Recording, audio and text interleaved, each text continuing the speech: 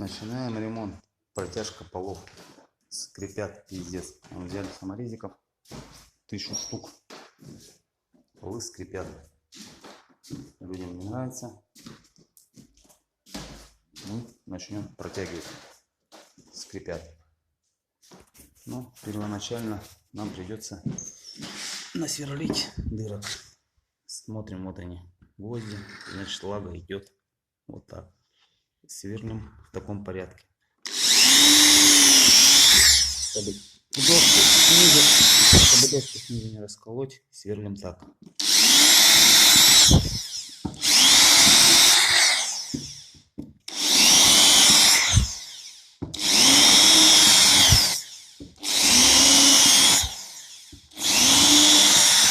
В общем, насверливаем, чтобы отверстия шли не ровно, а в шахматах. Всю комнату просверлили, и получается, когда попадаются у нас две доски рядом, то сверлим в каждую из них 4 дырки.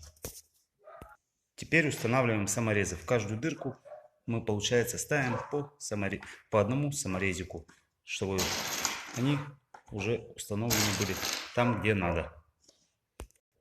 Ну вот, установили мы саморезы по всему полу. Теперь осталось только протянуть. Берем шуруповерт и скручиваем.